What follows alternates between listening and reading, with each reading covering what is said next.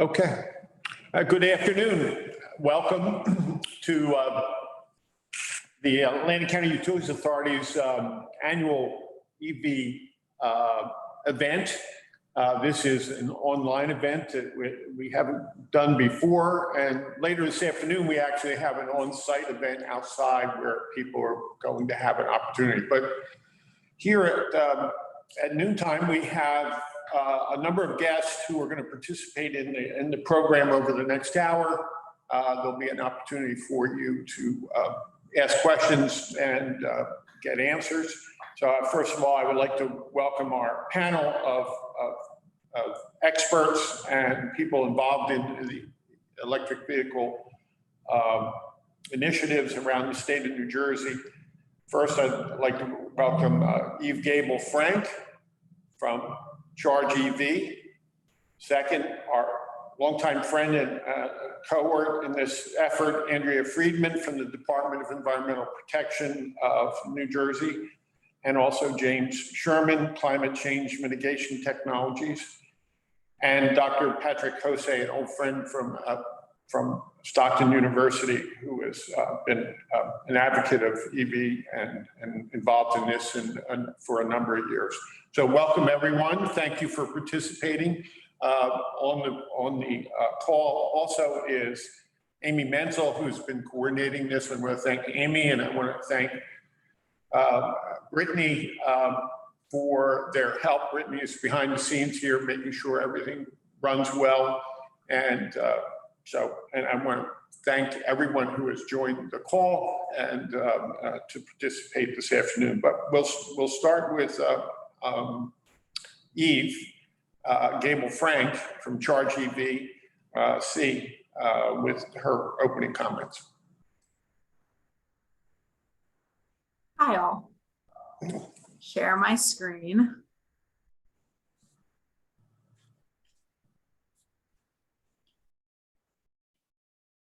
All right, is it up there and can everyone hear me? Yes. It is up there and I can hear you. Perfect. So just quickly to introduce myself again, I'm Gabel-Frank. I am here representing ChargeEVC. Just to give you some quick background on who we are, we operate at the state level, so we're operating in New Jersey.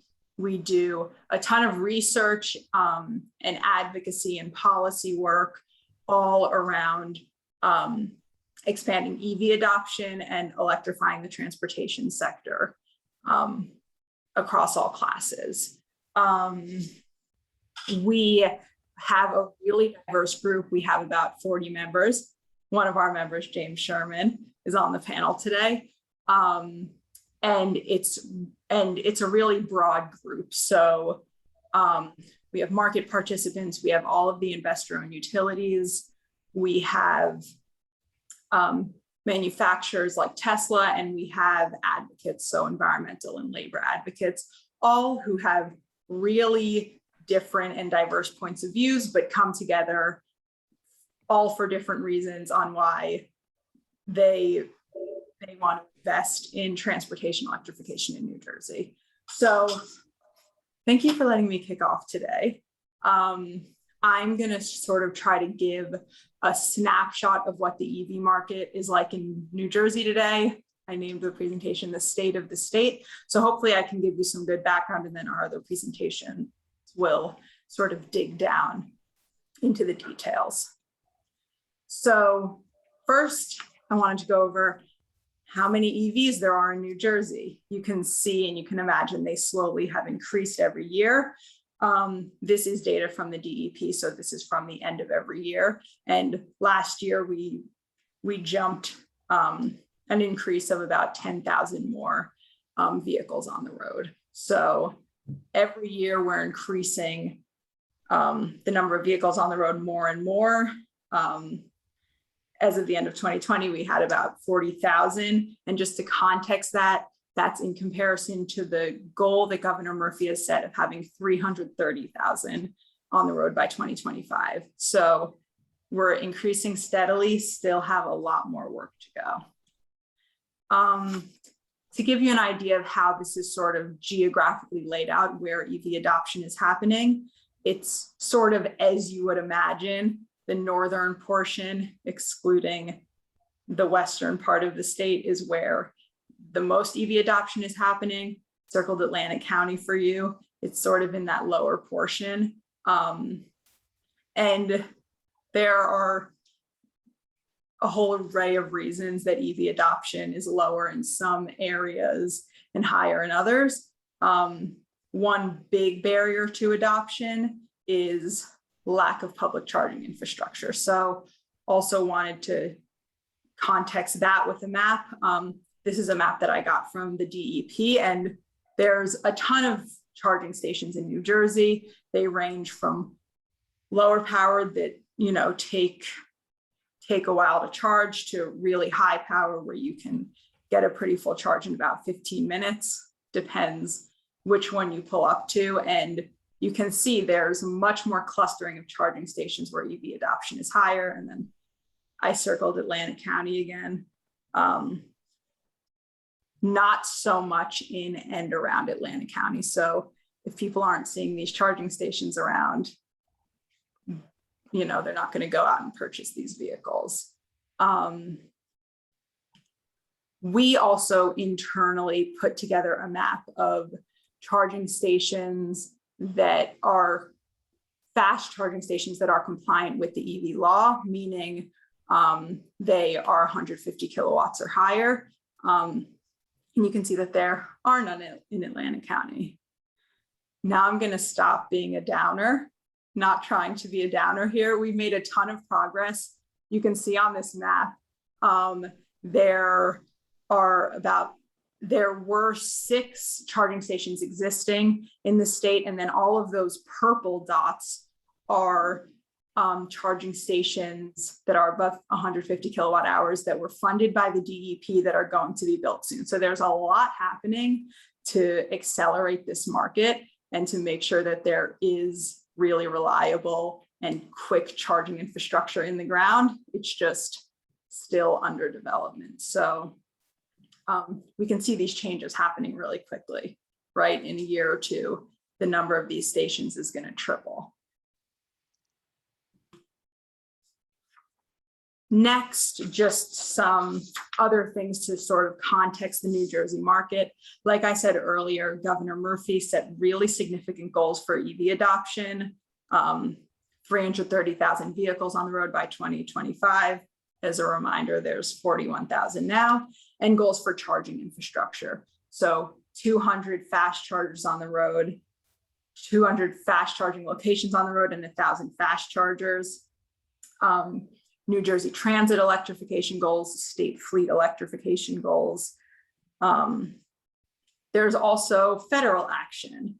So the American Rescue Plan has come out. It has goals for a national charging network, incentives, and just last week, it announced $7 million in electric school bus rebates for to help school districts who wouldn't otherwise be able to afford to purchase these vehicles by them. There's also the infrastructure bill, which wants to bring $75 billion for EV charging. I won't go any more into that because that seems like it's ever changing, and hopefully that ends up well, and we get more investment in the development of this market through that bill. Also, I'm sure many of you have heard we've had really big commitments by Lyft. They said they wanted to have 100% EVs and drivers driving EVs by 2030. And then commitments by OEMs. So GM wants to have all electric vehicle sales by 2035, Honda by 2040. Ford released the F-150, and that's the biggest selling car in America. And, they've sort of said, we know this is the future. Here's the electric version. And then a few days ago, they announced that they were investing $11 million in electric vehicle production sites. So these OEMs are beginning to realize that this is the future. That is not a comprehensive list. a number of OEMs have made announcements like that. So they're sort of catching on here. And as a result, you're going to see more and more vehicles that are affordable and different types of vehicles as well coming onto the market. Next thing I have listed here in New Jersey, there's significant consumer interest. One thing that I wanted to point to was we allocate $300 million in rebate funds for electric vehicles every year, as per the law that Governor Murphy signed at the beginning of 2020. And that money ran out in maybe a little over 2 months. So people are really excited to purchase these vehicles. Last year, the money ran out a few months early, and it put 6,000 new drivers on the road. I don't have the number this year, but I'm estimating it's around the same number or more. And then connected with that is lack of product available in the state. That is due to a lot of different things. OEMs sort of catching up a bit late and putting these cars into production. Also, what's happening everywhere, a chip shortage. So there's a lot of people interested. There are even more people interested that aren't able to purchase the vehicles yet, just because there's not enough product in the state. So this market is going to keep getting bigger and bigger. Things that are coming up, infrastructure bill funding. Again, I'm not going to get too deep into that because it's ever changing. New utility incentives. So PSE&G and Atlantic City Electric recently had their EV filings approved. So PSE&G's is up and running. Atlantic City Electric, there's, I don't have the details on it yet, but theirs should be up and running in the next few months. They were coming shortly after PSE&G. So that's really important to watch out for. More product entering the state, increased investment in fleet electrification. The Board of Public Utilities recently released a medium and heavy duty straw proposal for utility investment in those types of vehicles. So we're going to be seeing more opportunities for purchasing and putting those fleets into operation. And I also just wanted to give an example of a case study. I've gone through I've sort of touched on different applications for electric vehicles other than just a person owning their own vehicle, which might not make sense right now for many people, especially if they're living in not as dense areas. So I mentioned fleet applications. There's also a really creative application, which is the Trinity Mobility Project. So this project is developed by ISLES. We're also a partner in it. Environment New Jersey is a partner in it. And the project is a combined ride share, car share, and shuttle service. All of the vehicles will be electric. And they will be installing charging stations all over the city with help from funding from the DEP. So this is a really good, innovative application of EVs in a low income and urban setting where people might not be able to afford to buy their own electric vehicles, or might not be able to charge in the homes that they own. They are able to access transportation through one of these 3 different applications, and it'll be clean transportation. So that is the end of my presentation. Hope I was able to sort of give you a good landscape, and I'm going to hand it off to Andrea next.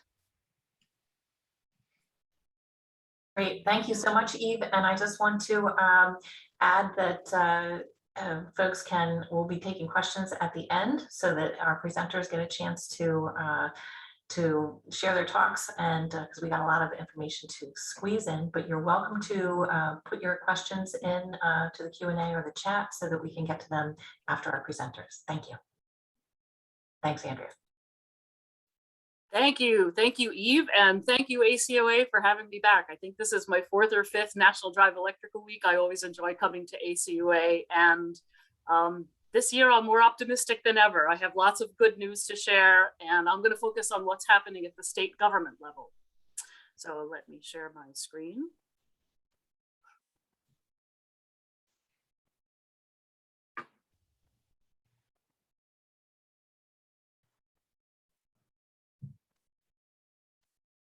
Okay, can you see my screen? Oh.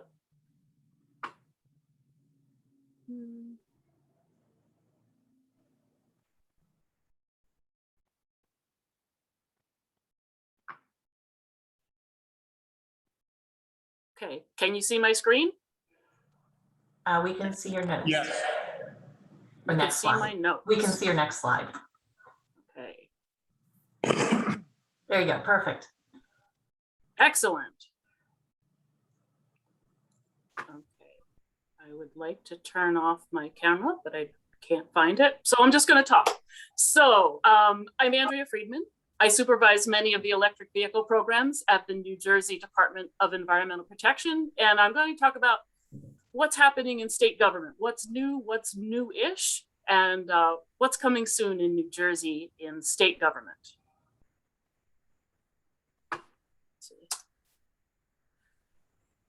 So the newest of the new is the vehicles themselves. A few years ago, there were a few sedans and the batteries weren't very big. Now there are SUVs, crossovers, sedans, sports cars, minivans, and the pickup trucks are coming soon. Automakers are making millions of dollars of investments. All of the automakers that you know and love, Mercedes-Benz, Volvo, Hyundai, Ford, every major automaker has one or more electric models. And we have the new automakers, Tesla and Rivian and others coming on board with really exciting offerings. And New Jersey has the best in the nation EV rebate program. And this counts as something that is new-ish. We are now in the 2nd year of the program. The rebate is up to $5,000 on the purchase or lease of a new electric car. In the 1st year of the program, it was a post-purchase reimbursement. So you laid out the money and then you applied to the Board of Public Utilities and got your rebate back. Now it is cash on the hood up front. You walk into the dealer, the dealer subtracts the incentive from the purchase price, so you don't have to put it out front. The program was so successful, as Eve mentioned, that it is now on pause. They have spent all $30 million allocated for this fiscal year. The Board of Public Utilities is evaluating the possibility of getting more funding. And the hope is that the program won't have to wait until the next fiscal year to open up. So the next fiscal year is July 1st. So the Board of Public Utilities is evaluating the possibility of getting more funding so they can start up the program sooner. So this is exciting. We are so pleased to see the enthusiasm and the use of the program. I believe they've put about 9,000 additional cars on the road in New Jersey.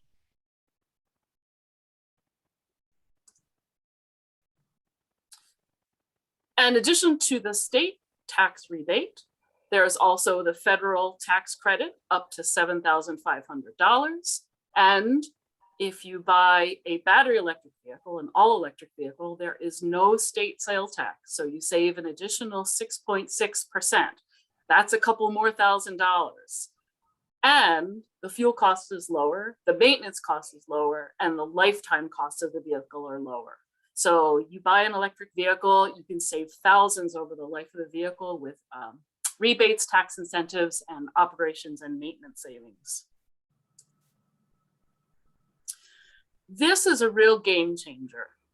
The Board of Public Utilities set rules for the utilities for what their role can be in the ecosystem of electric vehicles and electric vehicle charging infrastructure, and told them what they were allowed to do in terms of incentives and offerings. So the Board of Public Utilities has approved utility incentive programs for PSE&G and Atlantic City Electric.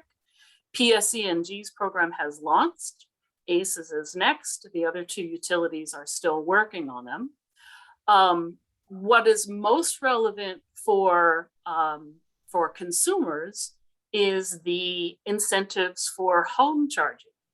So you can get rebates to help pay the cost for the electrician in the hookup and the electrical work for a home charger. You can also get special rate options that will save you money on your electric bill and will encourage you to charge during off-peak hours, which will save you money and will help the electrical, the transmission system overall. So as I said, the PSE&G program is up and running. Atlantic City Electric expects to be rolling out within the next few months. JCP&L and Rockland Electric are still developing their proposals and working with the Board of Public Utilities. So those programs aren't approved yet, but we expect them to be approved within the next year or so. And then we will have powerful utility incentives throughout the entire state. In addition to the incentives for residential charging, the utilities will be offering incentives for workplace and fleet charging, public chargers, including public DC fast chargers. So this is really a game changer. This is going to be a lot of money. And these incentives can be combined with some of the state incentives for EV charging. We'll talk about that a little later. So something else that's new this year, many of you are familiar with DEP's grant program for EV charging stations. It's called It Pays to Plug In. It has provided grants for level 1 and level 2 chargers in public places, workplaces, fleets, multi-unit dwellings. That program has been up and running for 5 or 6 or 7 years. What's new this year is that we have added grants for public fast chargers. We have awarded $5.4 million in grants for 54 public fast charging stations at 27 sites. If you look on the map doesn't show all of the fast charging stations throughout the state. It shows the fast charging stations that meet the bar that the legislature set for public fast chargers, meaning the goals are to get 400 public fast chargers at 200 locations by 2025. And those will be high power, at least 150 kW. They will have connectors that can be used by any car that pulls up. And there will always be at least 2, preferably more. So the, I don't know if you can see my cursor, the little blue icons show the charging sites that already existed and met that definition. And the purple stars are the grants that we awarded in January, February of this year. So within the next year, year and a half, you should see those going in the road. These are called, we call them corridor fast charging stations. They are on the 40 or so most heavily traveled roads in New Jersey. Something we're doing right now is doing another round of strategic mapping for public fast chargers. We did one round to help us evaluate where the corridor chargers should go and where we should put our investments. We're doing another round to identify where the community chargers should go. Community chargers will be DC fast chargers where people live and work. So they don't necessarily have to be on the most heavily traveled roads. We want them to be in communities where people will see them and can use them. So we're looking at things like, where do people live and work? Where do they travel? Where are EV registrations now? Where do we project them to be in the future? Where are the amenities? So we will release a strategic map to show where we want to make investments and what will be eligible for the new community DC fast charger incentives. And then we will open up another competitive solicitation. So the grants for level 1 and level 2 chargers are first come, first serve. The grants for the grants for DC fast chargers are by competitive solicitation. So stay tuned for the next funding round. The Board of Public Utilities has expanded its incentive program for local and state government fleets. So if your town or city is interested in buying electric vehicle for its fleets, or if you would like to encourage them to do so, let them know there is money available from the Board of Public Utilities. It's $4,000 for a battery electric vehicle and also money for a charging station. Last year, the limit was 2 vehicles per municipality. They've expanded that. They now have $1 million for this program for local governments and $1 million for local governments, $5 million for state. And the number of vehicles you're eligible for depends on the population in the town or the number of students served in the school district. So that cap of 2 vehicles per municipality, that's gone. Now it's a sliding scale cap depending on how large the town or city is or how large the school district is.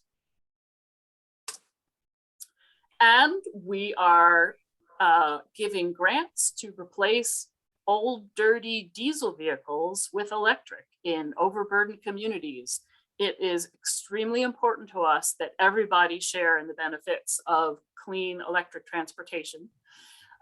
So we're looking at communities where people can afford to buy their own cars, may not have charging available to them. And what those communities tell us are it's more important to us to get the dirty diesel trucks and buses off of the street and replace them with electric. So we are giving out grants for school buses, transit buses, delivery trucks, port trucks and equipment, the kinds of trucks and buses that are in the streets every day, passing by people's schools and homes and apartments and contributing air pollution and greenhouse gases. On the regulatory side, the New Jersey is putting forth a number of proposed rules to reduce greenhouse gases from a number of sectors. On the transportation side, that includes the Advanced Clean Truck Rule.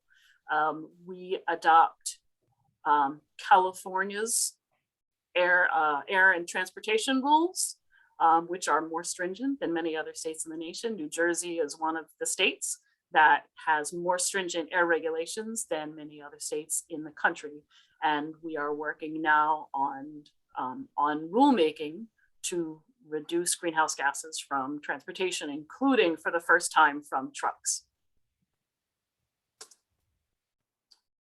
Governor Murphy and the New Jersey legislature has been very aggressive in terms of addressing air pollution and greenhouse gases from the transportation sector. There are laws being passed. We're working on rulemaking, policy, incentives, coordination among half a dozen state agencies that are working on EVs and working with states up and down the East Coast and across the nation to make this all happen. It is an ecosystem.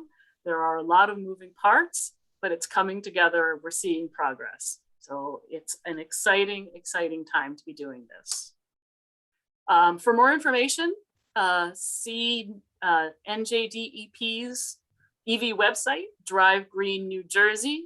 There's information about vehicles, charging, incentives, policy initiatives, resources for local governments. You can email us if you have questions, follow us on social media. If your town is working on things, please post it and tag us, and we will like, comment, and share your content as well. And join our listserv for updates and funding announcements. There's a lot happening from many state agencies, and the listserv is the best way to find out what's happening. 1.8 million Americans are driving electric. We hope that you are doing it. And if you are, you're sharing information with your friends, neighbors, and relatives. And if you're not, think about it and visit one of the Drive Electric Week events, including ACUA this afternoon, to peek under the hood, ask questions of the owners in a no sales environment, learn about incentives, see why we're all so excited. And feel free to reach out to me at New Jersey DEP if you have questions or have a project in mind, not sure which state incentive, we will be happy to steer your way. So thank you again, and I will answer questions at the end after everybody has presented. All right, thank you so much, Andrea. That was great. And now we're going to move to James Sherman. He is the Vice President and COO of Climate Change Mitigation Technologies. And here is, oops, 1 second. James, have your presentation. Let me just get to the right. There we go. Everybody see that okay? Okay. Yes. Okay. All right, great. You're ready to go. Okay. Good afternoon, everybody. James Sherman, Vice President and Chief Operating Officer of Climate Change Mitigation Technologies. I want to thank the ACUA, Rick, Amy, and the entire staff. I was here last year. It's an honor to be invited back. There is no other utility authority like the ACUA. I won't go through the whole list, but really breaking trail in everything green and renewable. So we salute all your great work. Let's go to the video. I'm going to speak mostly on the medium and actually completely on the medium and heavy duty truck market here in New Jersey. CCMT, by the way, we develop and manage medium and heavy duty battery electric truck and bus fleet projects here in New Jersey. We're headquartered in Montclair. We have projects all over the state, and I'll talk about some of those as we go through things. Amy, can we just go on? Thank you. All right, so I've tried to sort of compare last year and this year as I prepared for today's talk. I looked at the slide deck from last year and how my predictions held out and what's new and what's different. So last year, the talk was focused on the first round of the Volkswagen consent order funding projects. There were, maybe 5 or 10. It was a portion of the 73 million, the first slug of it. We were getting ready for the RGGI funding, but it wasn't out yet. And I had also identified the Regional Transportation and Climate Initiative. Well, that's what was going on last year. This year, under regulatory drivers, I have what Andrea mentioned, certainly in the medium and heavy duty space. This is going to help the California CARB Advanced Clean Truck Rule. This sets sales targets for all the OEMs, I believe starting in 2025 and going all the way through 2040. It's being considered by a number of states, the usual suspects. New Jersey was first out of the gate and the first state to adopt the California rule. So that's a biggie. This year, the NJDEP has spent all its VW money and is now moving on to using RGGI money. That's about, I believe, 9 million a year. Maybe Andrea can correct me. That's a good program. That's paying the incremental cost of the electric vehicle going from the base diesel to the electric, and includes the charging and project management. We like that program. We actually applied on the behalf of the city of Pleasantville, which is down in Atlantic County, I do believe, for a number of trucks, garbage trucks, some medium duty DPW stake trucks for all you steak truck fans out there. I'm not talking about the steak you eat. And so that program is up and running and will be going on from here on out. Also this year, you had the launch of the NJDEP ZIP voucher funding program. This is a voucher that provides somewhere on the order of around 33% of the cost of a battery electric truck. Does not include the charger, does not include project management. But nonetheless, we have had sales through this program. It's not quite as rich as some of the other programs in the past, but I understand all the money is being spent. They started with a $15 million pilot in the April timeframe, and in this quarter, there's supposed to be a new infusion of $25 million, and they're going to open it up. Originally, it was classes 2 through 6, or 2B through 6 for those taking notes. And now in the fourth quarter, when this new $25 million slug comes on, is going to be opened up to class 7 and 8, which is the heavy duty stuff, like on-road day cabs, yard tractors, and long straight trucks. So that's another important program that will have about 40 million a year going forward.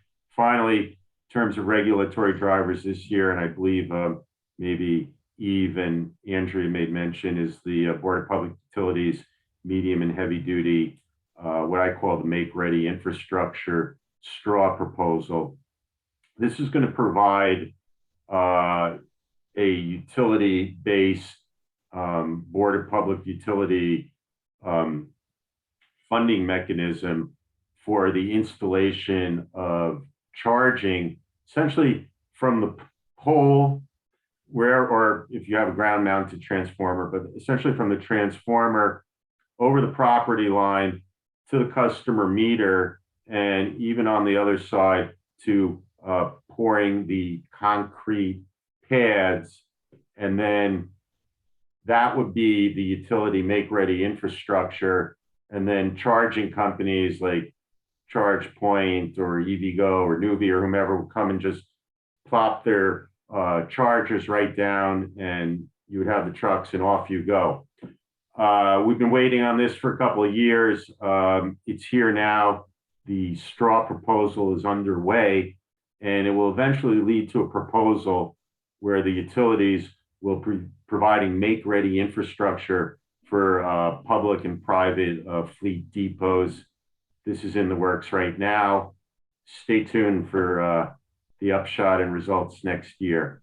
If we'll go on to the next slide, thank you. Okay, so also, again, comparing last year and this year, state of play where we're at. Last year was the first round of VW grants. This year, it's the second round of Volkswagen grants. It's a material expansion, and Andrea was getting into this a little bit, but the first round, maybe 20 or 25 million was spent. This round, they spent all the rest of the VW money and possibly some of other sources. Governor Murphy, you saw the picture of him standing in the Newark DPW building announcing the $100 million of spending. Here you see the breakdown of how that $100 million went. 9 million to local governments for battery electric garbage trucks and delivery trucks, 13 million to environmental justice communities for electric school buses and shuttle buses, 5 million for e-mobility projects like the one Eve discussed, $5 million for DC fast chargers, $36 million for the heavy duty trucks, yard tractors, on-road day cabs, and then the $15 million for New Jersey Transit bus electrification. I did a count this morning before we came up. It's 48 projects around the state. It's a significant number. They've doubled or tripled the number of projects from round one to round two. So we're not just talking about a handful. We're not talking about a dozen or a couple dozen. We're up around 48 projects in round two. There may have been 15 in round one. I'm not sure how many all went forward, but major material expansion going on right here, right now. These projects that were announced in round two, the department has the Volkswagen trustees' approval, and they're now beginning to send out draft grant agreements. Okay, thank you. I'll go on to the next slide. All right, state of play, another slide from last year, where we're going. Last year, huge amounts of private investment capital pouring into the market. This year, huge amounts of investment capital pouring into the market. Last year, it was Nicola and Rivian and all these guys. I know Nicola got in a little trouble. Lordstown is in trouble. The rest of them moving forward. This year, so many companies in this space have done these SPACs, special purpose acquisition corporations, and this is the way, instead of going through an IPO, so many electric car and truck companies have gone public, raised huge sums of money. Lightning E-Motors did one this year. My prediction for this year, and we can get into this in greater detail during the Q&A, is that the private sector is going to start offering charging as a service, energy and charging as a service, and ultimately transportation as a service. And this is everything but the driver. And I think this is going to really break the logjam and break the chicken and the egg and all the other metaphors as to what's been holding up medium and heavy duty, rapid deployment of fleets. With transportation as a service, the high upfront capital cost of the electric truck is paid for. The charging is paid for. The installation is paid for. The project man, everything is paid for. And the fleet owner no longer has to face this huge upfront capital outlay, nor the fear factor of, I just spent all this money. How do I, charge this, and where do I get an expert, and how do we do this and do it right? That's what transportation as a service is intended to address. Yes, we still need public funding. Yes, they are still, 2 and 3 times the cost of the diesel, but we're still in that 5-year interim period where we try to drive as quickly as we can to cost parity.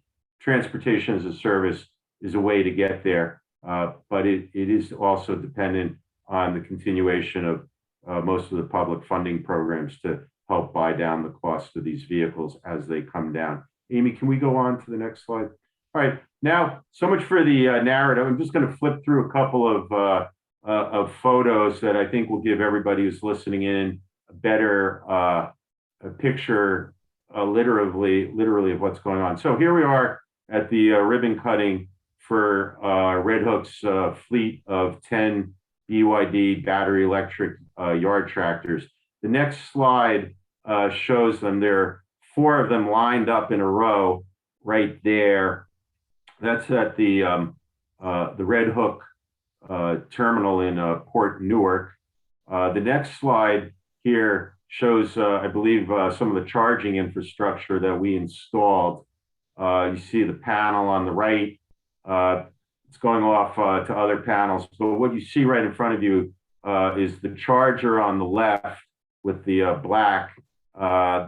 Those 3 boxes are part of the 3 boxes on the left side are part of the charging system. That's a 40 kW AC charger. The two boxes on the right are part of the automated control managed charging system and software, where we automatically time the charging and do a whole lot of other work with the fleet, move power around, ultimately vehicle to grid communications. So there are multiple layers. There's the charger, the managed software controls, telematics, everything. The next slide. All right, here's one of my favorites. That is the first ever battery electric garbage truck ever delivered into the state of New Jersey. It is here right now. That's a picture of it up at Totowa at Sanitation Equipment Corporation. That's a Class 6. That's a BYD Class 6. That's one of 5 battery electric garbage trucks we're delivering to Jersey City. We will complete the delivery before the end of the year. And so before the end of the year, the Red Hook fleet, that's in, it's operating, it operates perfectly, 0 problems. They come back every day with a 62% state of charge, means they could actually do 2 whole cycles. This puppy right here, we expect similar performance from it. We have it not only in this Class 6 10 cubic yard size, but we have it in Class 8 size. We've got rear loaders, we've got side loaders, we've got roll-offs.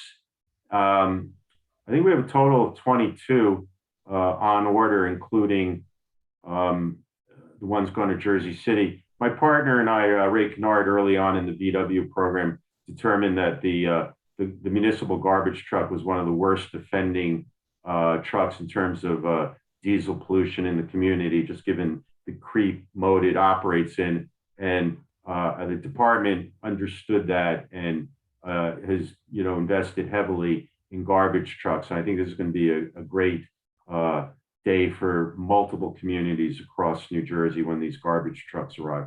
The next slide.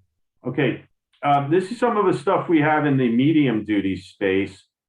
These are Lightning E-Motors, medium duty. That's a Ford Transit 350 on the left.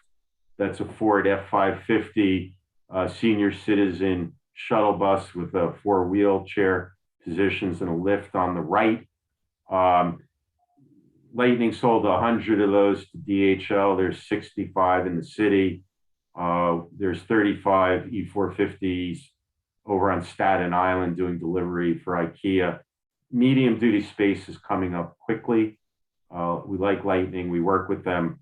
They're the leaders in the field. Can we go to the next slide? Okay, here is another school bus that we are going to be delivering into the state of New Jersey. We're doing this with a local New Jersey partner, VanCon in Middlesex, which has been around since 1973. They are a type A and B bodybuilder. We have the Lightning batteries and drivetrain in it. It will be handicapped, ADA accessible. And this is a bus that we intend to offer on a transportation as a service basis. There's a lot of school bus contractors who've expressed interest in battery electrics because governor has expressed interest, the governor's wife has expressed interest. I think everybody sees what's coming, and we have 6 of these on order. 4 of them will be vehicle to grid equipped. I'll just make one comment. The vehicle to grid is the bi-directional movement of power from the battery in the vehicle back to the grid. And this is something you want to do to monetize the battery when it's not otherwise in normal duty service.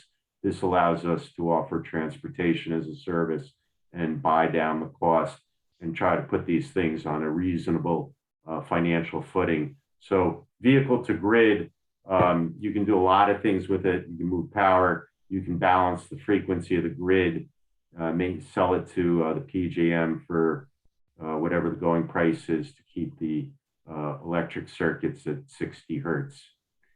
So there's a lot going on. I think that's it for my slides. Yeah.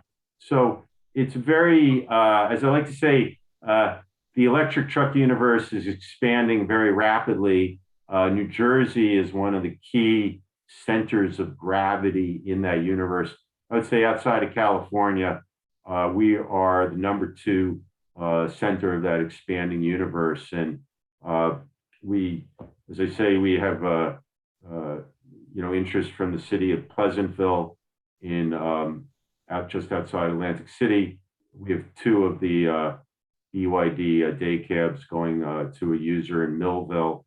So all you guys in southern New Jersey, it's happening, it's starting, it's there, and it's coming quickly. So be happy to answer any questions anyone has. Thank you. Great. Thank you so much, James. And I'll pass it over to you, Patrick. Oh, you're muted. You're muted. There, now, are we running out of time? Should I just kind of quickly fly through these, or I'm not sure when it's supposed to end. I don't remember. Well, we did say 12 to 1, but hopefully people can hang in there. Okay, well, I'll try to just kind of go through this at twice speed so I can just do this in 5 minutes. Let's see here. Okay. Shoot. Hopefully you can see this. My screen just got really weird. There you go. Good. Looks great. Okay, great. Okay, so hi, my name is Patrick Hossay, Professor of Sustainability at Stockton University. Basically, I want to make a few key points. One is that climate change is not optional. As a result, we're going to see a dramatic expansion in electric vehicles, electrification of the transportation infrastructure, and away from internal combustion fuels. We're not going to see an end to internal combustion engines, but we are going to see electric being a much larger section of transportation. Having said that, electric's got sort of, a challenger in internal combustion, because internal combustion has gotten far more efficient and far cleaner than it was before. Now, don't get me wrong, I'm no advocate for continuing on with the burning of fossil fuels, but we have to recognize that the cars that are being manufactured now are just absolutely much cleaner than cars even 20 years ago, much less 40 years ago, and far more efficient. So there's been really dramatic technological improvement, which means that if some of the transportation infrastructure stays with internal combustion or hybrid, that may be tolerable in the short, long term, as long as we move electric. What we're really talking about, though, is not just electric vehicles, but we're talking about what's sometimes called by engineers ACE technology, which stands for autonomous, connected, and electric. So in addition to electric vehicles, which are spectacular, of course, we're also seeing a great rise in autonomous, or what I like to call self-driving vehicles, because after all cars are autonomous. That's why they're called automobiles, but self-driving vehicles and also connected vehicles. So very briefly, I think one of the great advantage to electric vehicles, and the thing that's really going to cause them to grow dramatically, I think we're really at a tipping point. The thing that's really going to cause it to grow dramatically isn't really concern for climate change. I wish it were, but it's not.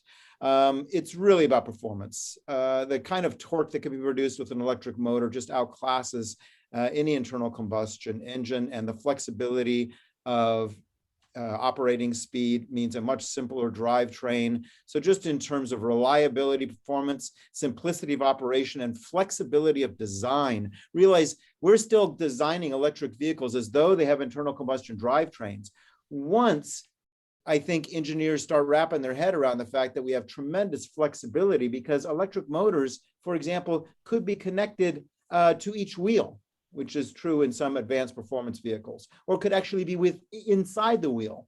Now, if the electric drivetrain is inside the wheel, we could actually imagine cars with a whole chassis that doesn't have to have space down the center for the drivetrain or allocate the front for an engine, et cetera. In fact, it could literally be a car that could crab sideways. So there's all kinds of design possibilities that are opened up by electric vehicles for the future. But I think the thing that's really going to define the tipping point in the next few years is just performance. I mean, gearheads or whatnot. An electric car that is stock and can do 0 to 60 in under 3 seconds is remarkable. I also think, that the presenters talking about fast charging, et cetera, is really important. I think fast charging is really important, but I think it can be overemphasized. What I mean is, again, I think that the folks that are looking at charging stations around the state as a absolute prerequisite to the mass adoption of electric vehicles are evaluating electric vehicles by the standard of internal combustion vehicles. That is, cars are something where you stop, fill them up, and then drive. But that's not the way electric vehicles work. And in fact, they're far more flexible than that. And the average actual electric vehicle driver rarely stops at a public charging station. The vast majority of charging happens at home. So I think actually once people get their heads wrapped around the idea of electric vehicles and that effectively you get your gas tank filled every time you park at home, we will start to see that electric charging stations aren't necessarily the fulcrum. That doesn't mean that they're not necessary. They certainly are for longer drives and for greater flexibility. And at this point, actually, probably one of their primary objectives is advertisement of the viability of electric vehicles. So I think that electric charging stations are important, but the fact is that mass adoption will occur even if electric charging stations aren't as common as internal combustion gasoline charging stations, just because they won't be as necessary. If you park, every time you parked your car in the garage, it got a full tank of gas, you wouldn't be that concerned about where the nearest gas station is. So in addition to that, of course, range of electric vehicles is going up, performance of electric vehicles is going up. And, you know, again, you can't beat the torque available in an electric machine with an internal combustion engine. And you can't beat the simplicity either. I think the Bolt actually has about 54 moving parts in the engine transmission combination. That, I mean, there are more than 54 moving parts in a tiny bit of the fuel system of a typical internal combustion vehicle. What this means is it's going to be a highly reliable vehicle. I would think that most electric vehicles, probably we can expect 300,000 to 500,000 miles of operation before we have any really serious maintenance problems with them. So in terms of cost, in terms of reliability, that's really, I think, what's going to get people excited. In terms of autonomous self-driving, which is coming along with this, we're starting to see this now. You may have noticed that just a few days ago, actually, Tesla made available an upgrade to their vehicles, just an online upgrade that allows their autopilot feature, essentially partial automation, to be downloaded into vehicles that weren't sold with it. We're likely to see more of that. And so we're likely to see advanced driver assistance systems and artificial intelligence used for self-driving much more aggressively. The real trick here is the partial automation stage. What I mean is highly automated vehicles that are safe in all conditions won't be a problem. However, where Tesla sits now is what's usually, number 2 there on that slide, partial automation or maybe conditional automation. And that's problematic because you're expecting a human driver to sort of stay alert and stay ready to take over the controls at any time as the car drives. That's not, I think, a viable standard. So I think we're going to run into some problems in the transition unless we can skip right to full automated driving. But radar, LiDAR, optical sensors are all now ubiquitous in any new vehicle and going to be much more so. So we're moving toward autonomous driving.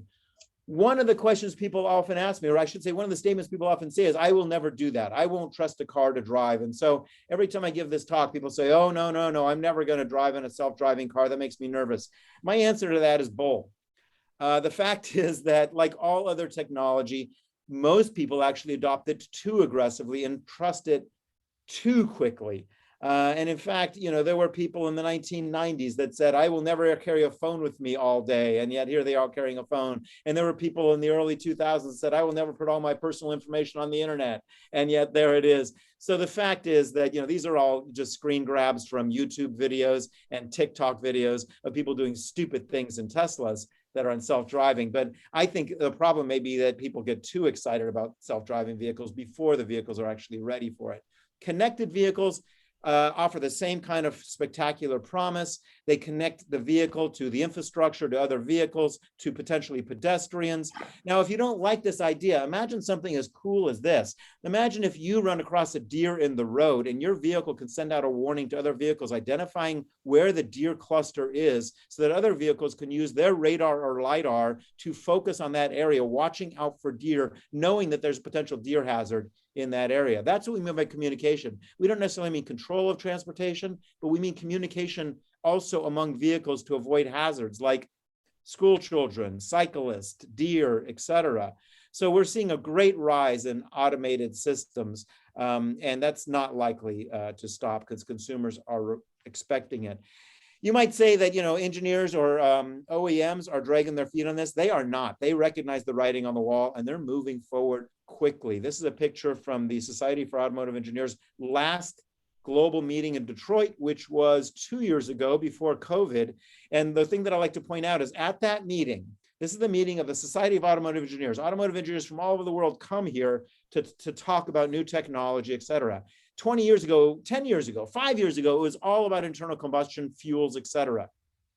At that meeting, the last one they had in Detroit 2 years ago, every single major panel, every scheduled speaker was on either automation or electric drive or transportation as a service, with the exception of one.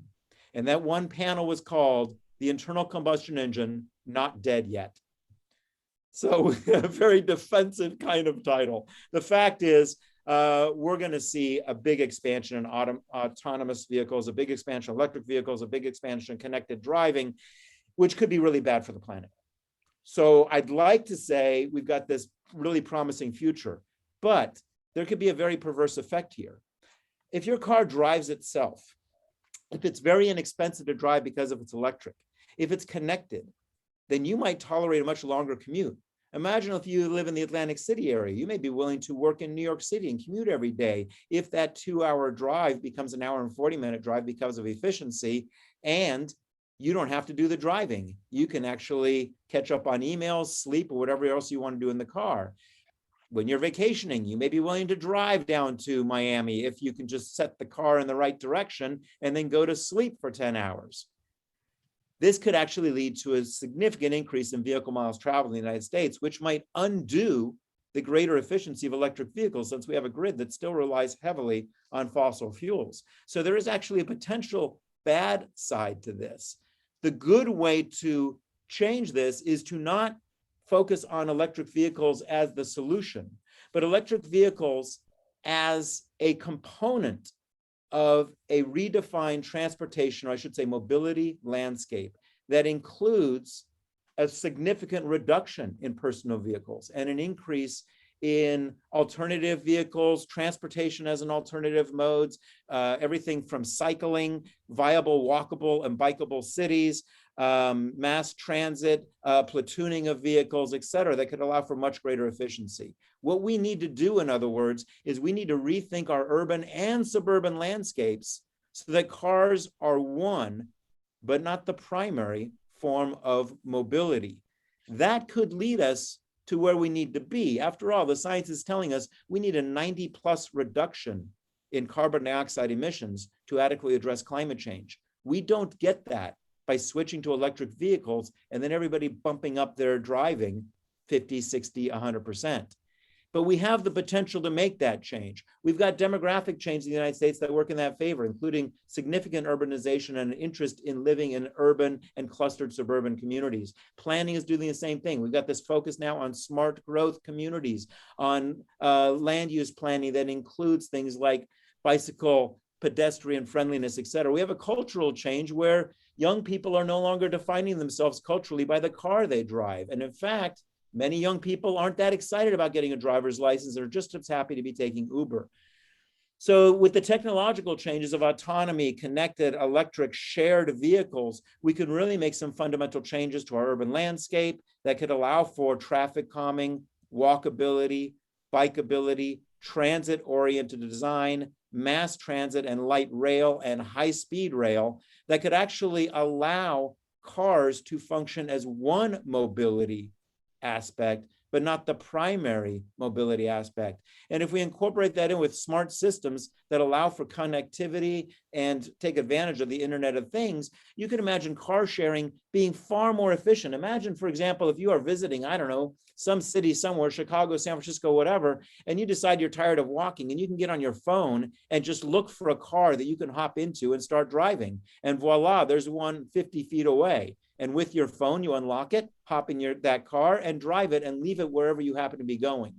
That's what we're talking about when we talk about advanced car sharing. And then you might, from that car, hop onto a scooter and take that scooter, which your phone could also pay for.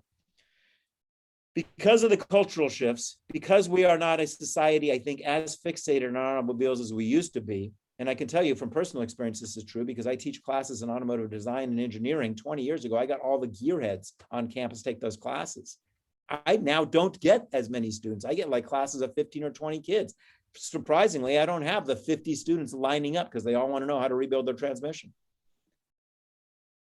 What all this means, big picture, is we're seeing a separation of transportation, car ownership, and driving. Up until now, transportation meant you bought a car. That's the only way to get around. So you had to own a car, take care of a car, and then you had to drive the car. A lot of folks now say, I don't like the idea of autonomous driving. I don't like the idea of all kind of mobility because I really enjoy driving. And my answer to that is, really? Do you enjoy driving to work every morning? And the answer is almost always, yeah, no, I don't. I enjoy driving on Sunday when I'm going to the beach. Fine, have an electric car, drive it on Sunday when you go to the beach. But the rest of the time, if we can create more efficient and effective options that allow for far less significant impact on the planet and still full mobility, and maybe even improve mobility, that for those who have trouble driving or too young to drive, too old to drive, et cetera, we could end up with a system that is the best of all possible worlds. We could end up with a renewable grid that's powering a viable and sustainable transportation network. Thank you very much. Tried to make that quick. It still took too much time. That was fabulous. Thank you so much. All right, so now we have some time for questions, and thank you. And we had one early on in the presentations. Someone asking about the disposal impact of batteries. If anyone would like to take that. I could at least say this much. First off, it is a significant problem, and the recycling of batteries is not quite at a solution stage yet. There are some technologies out there that move us toward mass recycling of batteries, but it's still problematic. It's expensive and it's energy intensive. However, there's some clever ideas out there. I have some former students that now work with companies that take batteries that are no longer viable for, say, trucks, cars, et cetera, and use those for grid stabilization and on-grid storage. A battery, for example, that only has maybe 80% of its capacity left is not viable for a truck if you need a certain range and you're only getting 80% of that range, but it's perfectly viable as a form of grid stabilization or grid storage or even building storage. This means we can actually get 2 or 3 times the life out of a battery before we have to consider recycling it. And while we don't have that full solution yet, we are moving in that direction. So I would fully expect that within a decade or less, we will have viable recycling capacity for these batteries. Having said that, we do need, and we don't yet have, the cooperation of OEMs so that they start designing batteries that are designed to be recycled, rather than us having to take on a much more challenging technological problem by recycling batteries that really are not designed for that process. Great. James? Yeah, I would agree with Pat. That's exactly what happens once they can no longer maintain, an 80% state of charge. They're still completely viable, completely valuable for storage, and they just come right out of the truck and go right into the sea container as part of a stationary storage system supporting solar. So, the BYD batteries, for example, they have an 8-year warranty. They'll go, let's say another 8 years, who knows how long, as part of stationary storage. So the pathway is, as Patrick said, is they don't even go for recycling. They go right for stationary storage as a adaptive reuse, and that's the answer. Great. Thank you. Another question we had was relating to charging at condos and apartments and the rules and laws related to that. I don't know, if, Andrea, if you'd like to address that. It's hard. It's a much harder problem to solve than charging in single family homes. Someone who controls their own garage, controls their own parking. 2 things will help. One is that this year, the New Jersey legislature passed a law and the governor signed it that requires that new apartments and condos be EV charging ready. The second thing that will help is that both the state agencies and the utilities are offering very, very generous incentives for charging at apartments and condos. And so I think between the building codes and the incentives and a lot of outreach and education that will happen around both of those, we'll be able to make some progress on that. We're in touch with other states throughout the country, learning about their solution. Electrify America is working on this, has put some money towards it. So we're working on it. We're learning from one another. There will be a lot of money and legal and regulatory work, but the people who are living in apartments and condos are less likely to be the early adopters because it's just hard. One thing we're thinking about at DEP in terms of strategic planning for fast charging stations is that fast charging depots near multi-unit dwellings may be an answer. So level 2 charging at an apartment building may not be the better solution. What may be a better solution is something more akin to a gas station, where someone who lives in an apartment or condo drives a couple minutes to a charging depot, charges up for 10 or 15 or 20 minutes, has a cup of coffee, grabs a sandwich, and then heads out. And with the larger and larger batteries with more battery capacity, you don't have to charge every day or even every couple days. This may be a once a week thing where you head to your local charging depot and charge up at a fast charger. Great. There was another question asking if there could be a countdown in the future to know when the state is running out of incentive money. There is a counter on the rebate program's website. You have to hunt around for it a little bit in the menus, but it is there. Great. But yes, I agree with you. We would like to see the program up and running all year long. Another question or a request for discussion. The extension of all this discussion is that homes with charging stations also need solar home generators. Because when the electricity goes out, you can't charge your car. So does anyone have any thoughts about that?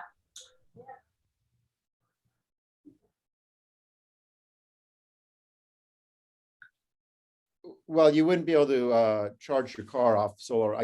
Look, I'm a big advocate of photovoltaic on the roof for sure. But unless you have a battery backup system that's large enough to charge your car, you're still not going to be able to charge your car off solar panels on your roof. That is to say, just for clarity, most photovoltaic systems on homes don't have battery backup, which means if the grid goes out, you're still out of power. It still shuts down, so you would not be able to charge your car. Having said that, if you have a battery backup or any other kind of backup, whatever, a propane generator or whatever emergency backup you have, you could probably charge, well, depends on the size of your propane generator, but it's possible, depending on the capacity of your backup system, that you could charge your car. Amy, I would just add that, again, to what Pat said, it is a concern. It's a concern for our fleet users. And wherever we do projects, we always look to add solar and storage for the resiliency aspect. And we're right at one project. We're putting a massive 800 kW panel on top of the building precisely for that reason.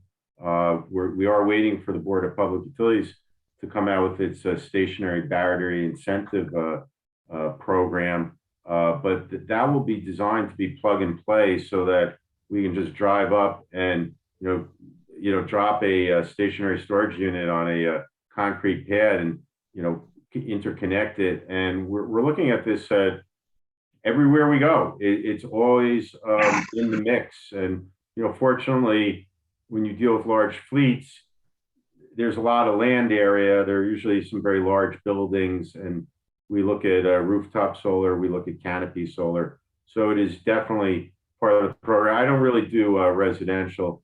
I know, you know, Tesla has the Powerwall, and so you could, in theory, have storage and ride through for some period of time. I don't know about a week, but you might be able to make it through a day or two. Pat would be the expert on that.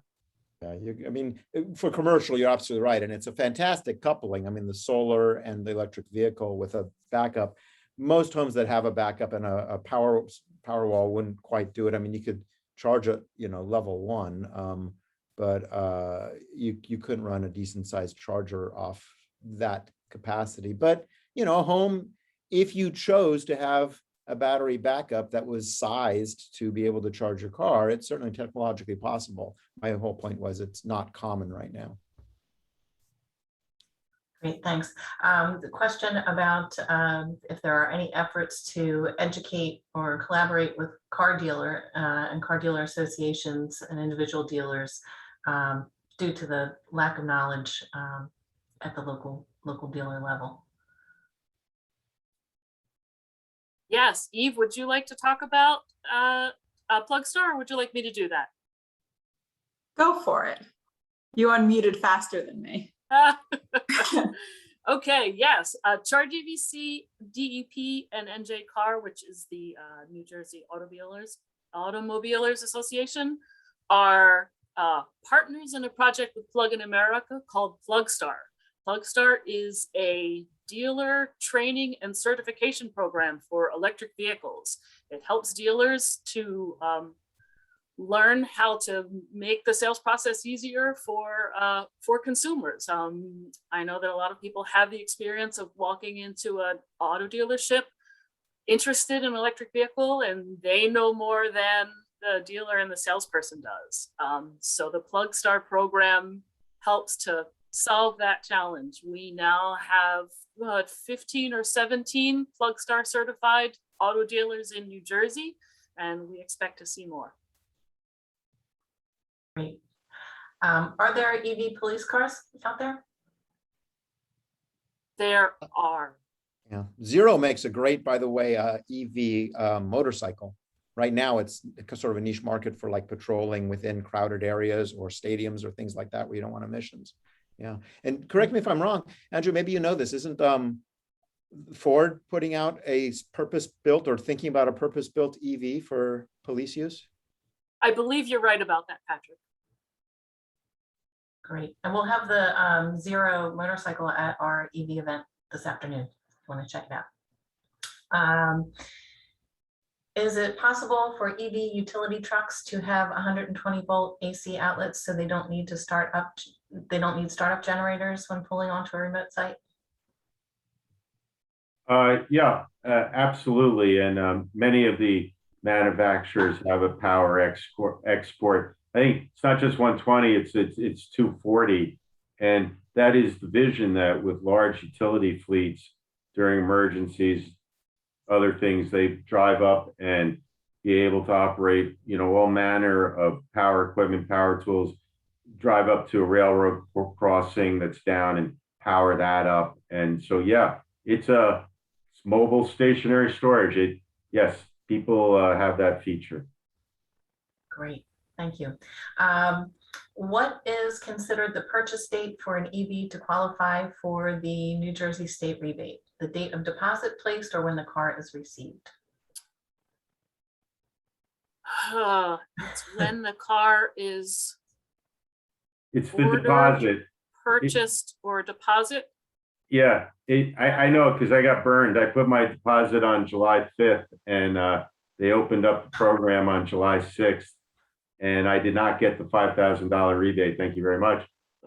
Because I made the deposit of $100 and said, sorry, can't help you. So it's the deposit date, folks. It's unfortunate. For the program is on pause. If you're looking for the end date for this round, the end date was September 15th.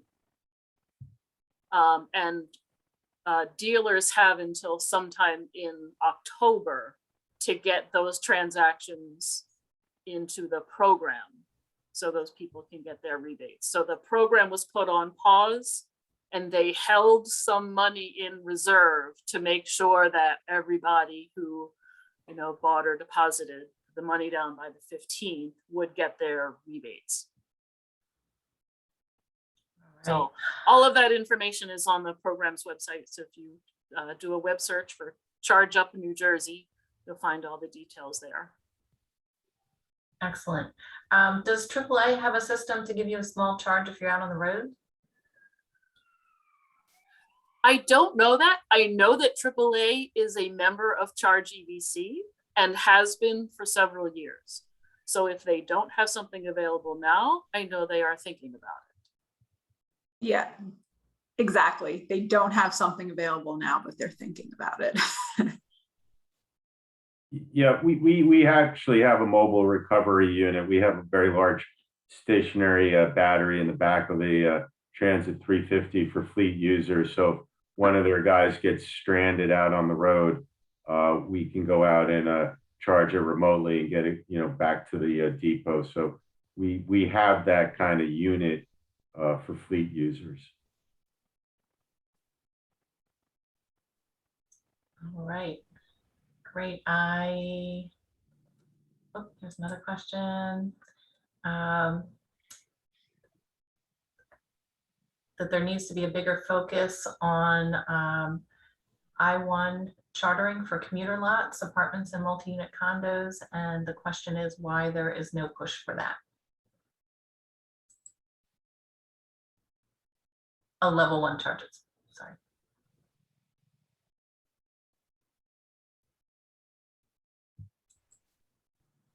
Sorry, what is the question? Why is there no push for level 1 charging for commuter lots, apartments, and multi-unit condos? Well, I think there is, and I think Andrea and Eve made mention that as part of the first utility incentive program, that is directly for a residential level 1 and 2. And there, Andrea, you know, but there's like 30 million bucks for you know, apartment houses and, you know, multi-family units. And the board is very aware of it. The department is very aware of it. There is push and they're addressing it. So, but there's a, you know, at least if I recall correctly, 30 million devoted to multi-family, you know, charging at multi-family units in the first gyration of the board's residential charging program. I don't really know. Andrea would know much better.